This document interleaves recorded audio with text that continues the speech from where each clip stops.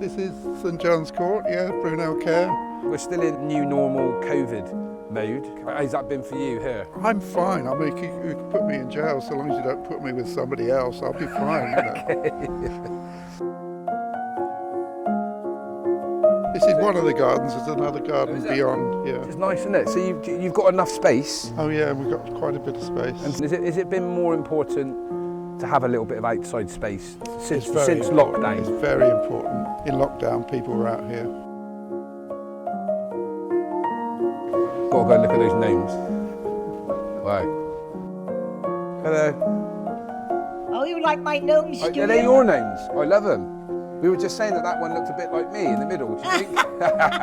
You know each other, I guess, yeah. Is he all right, Tony? Oh, yeah, he's all right. And how long have you been living there, Tony? 2013 I came here after looking after my sister with dementia, so it was a refuge coming here. It was nice and peaceful and somewhere where I could recover from my experiences. One thing that we're really keen to find out is how much say and how much kind of voice older people have in where they live.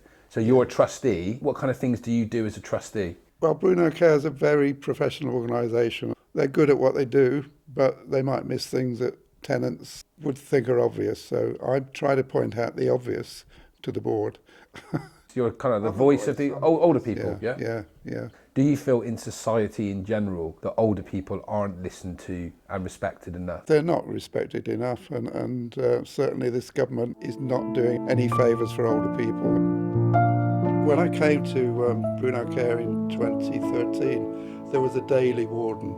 Before that he'd lived in, but with council cuts and everything, he was cut down to just coming in during the day. And then now we don't have a warden at all because of more cuts.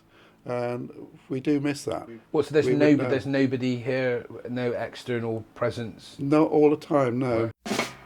One thing that can bring together older people and young people is music, and you're a big music fan, aren't you? Definitely, yeah. A jazz man. Yeah? I do miss live music, yeah. And you're in this book. I am, We're trying to find where you are, aren't we? There's my back and there's my wife. Stereotypes. Anyone over 50 is older, and I'm 80. And you can't stereotype me as just being one of them. What are the stereotypes? Granddad, I get called sometimes by people who've never seen me before.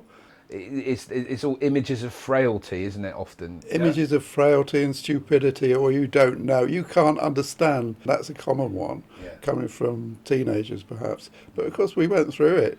Yeah. We've been through it. What message would you give them? Pay attention, go and see your granny, talk to her. The best thing in my life is reading and writing, because it allows me to explore the world without interference with other people, and that expands my mind, and we need our minds expanding.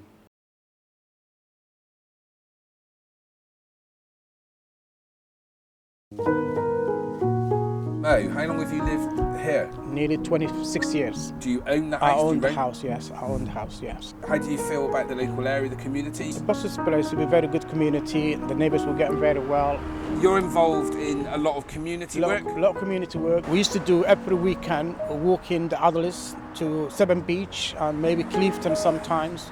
And walk in there and take the stress out, show the countryside, what's the countryside like. So this is the back garden, Yes, this is the back garden, and it's my greenhouse. I've got chilli growing now. Chilies? Yes, and lettuce.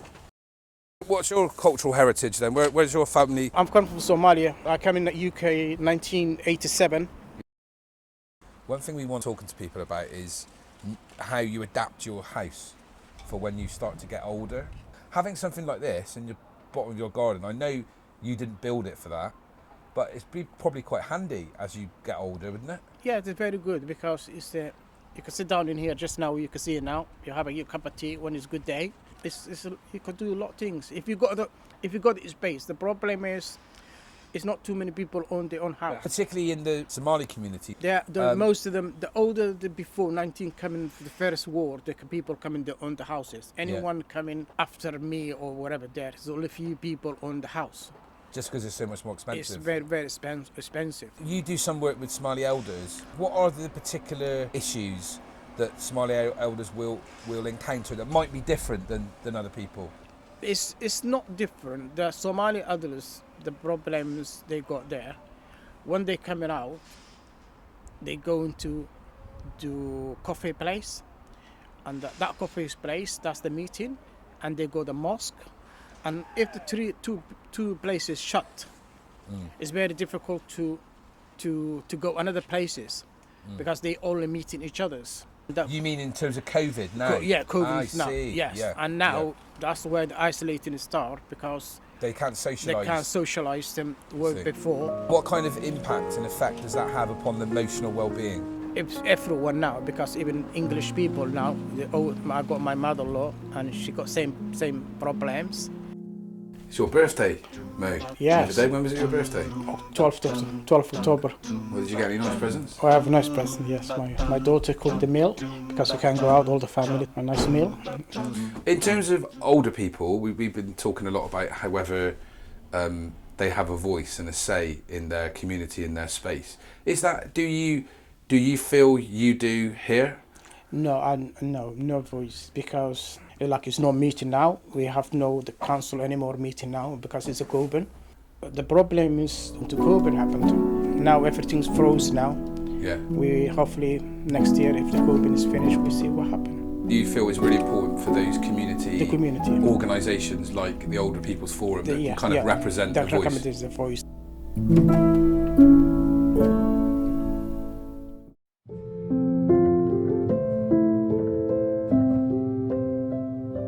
How long have you lived here, Fred? 43 years. So you bought this when? 1981. And you've seen lots of changes in here in that time? Yes, people mainly. Okay. Different types of people. It's half social, half ownership on this estate. One of the things that's affected you as an older person living here is the changes to some of the facilities near your house. Definitely the park. That's the main problem, really, because it's been built too close to our houses. As you can see, 5-6 metres from my back gate, in the summer, we cannot sit in our back gardens because it's chaos. This is your house, isn't it? Let's go and have a look and see how close you are, because that is very close, isn't it? That's only been there for... That's been there five years. 5 years. Yeah. Do you feel that you were listened to when this decision was made? Not at all. Once the council's got a bee in their bonnet, they do what they like. The council are adamant. That is going to be built there. As you get older, do you feel you want to stay in this house? Would you like to move somewhere smaller? One day I says, that's it, I've had enough, I want to go. The next day I think, well, it's not too bad here really, but we got good neighbours. We all look after one another. I also run a skittle team as well. Oh, do you? Yeah, and they're my team members. What, they're either side of you? There's 2 there, 2 across the road. Who's the best skittle player out of the 3 houses? Me. Yeah? Definitely. Would they agree with you? Yes. Every day, I guarantee you, by that red bin, there'll be flights of bin every day. You reckon it's been moved though, don't you, before we've come here? You've had a bit of support from the Old People's Forum, is that right? It's gone now, but they got it shifted for us. In the context of the wider community, over the last 40 odd years, do you think it's better, it's worse? It's worse because I said before, when I first moved in, I know it's a different time, different era, but we looked after where we lived. We looked after our neighbourhood. Today, people don't seem to care. This is probably about a 2-minute walk from your house. You look after this, this, what do you call it? It's a cup and saucer. Is that why it makes you so annoyed and irritated that people don't, like you do, you put your love and care into your local area and other people? Yeah, that's You'd like right. to see more people doing that, wouldn't you? If I never did this, Yeah. it wouldn't get done.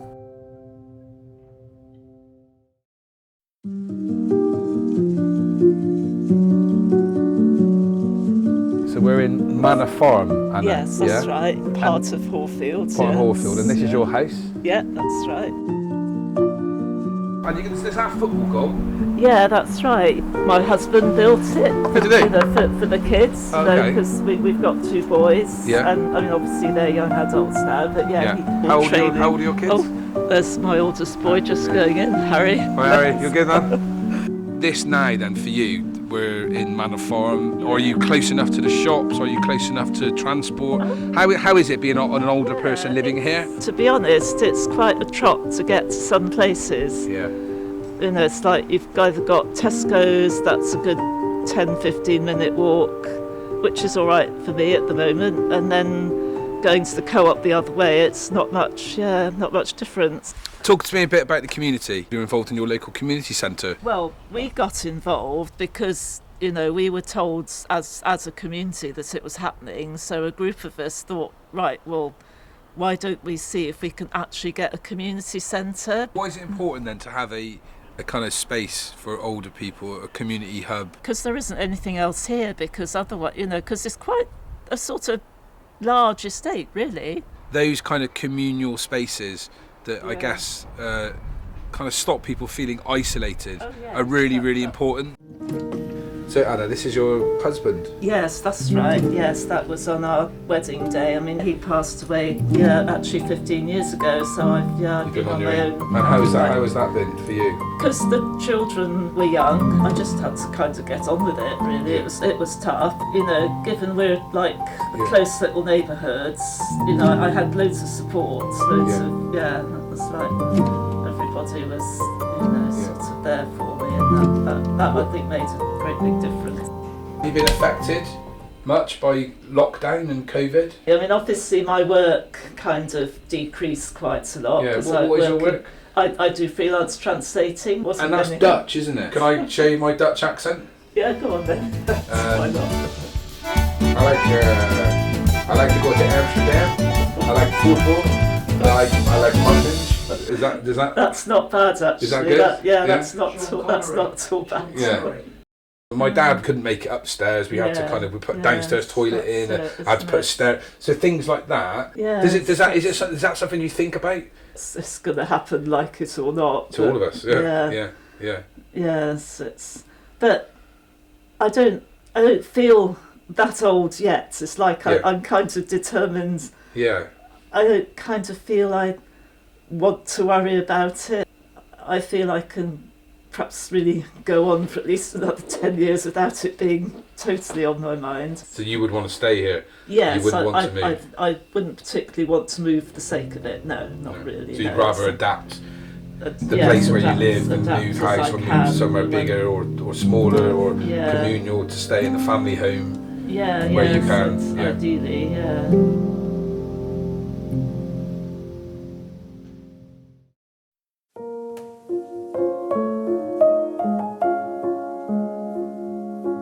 Morning, Hazel. Good morning, Neil. How long have you lived here? Well, I was trying to think this morning. I suppose 40 years. So over the years, it's changed a lot.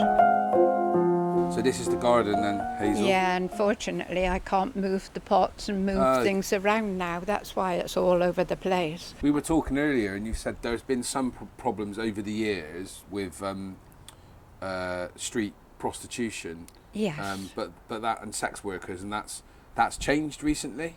It's marvellous now. In the past, it was morning, noon and night that we were dreading them. They were everywhere. And you've been involved in trying to make the space around the area better. What kind of stuff have you done to... hanging baskets. We've had one in each road.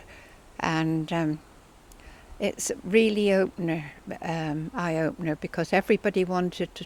When are they coming? What flowers are those? It brought people together.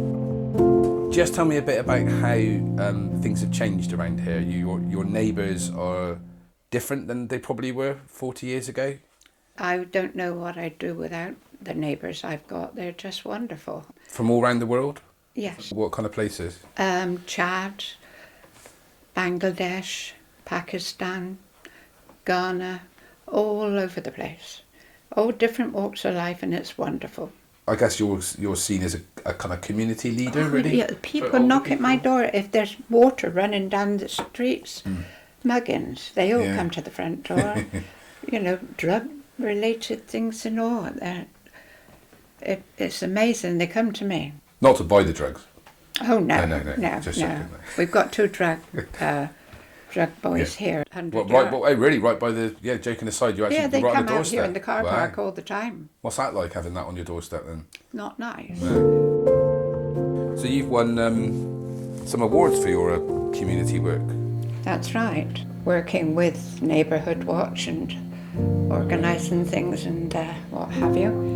And I was chosen and went to the House of Commons and was awarded it there. What would you say to someone of your age to encourage them to get more involved in community activism? Well, if there's anything that you always wanted to do in life, do it.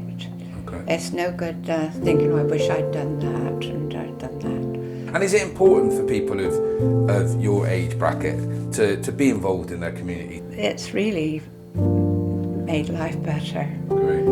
And you're meeting new people, of course. I feel that I've lived life to the full. And I don't know how much longer I got. Okay. Yeah, so make the most, yeah. Yeah.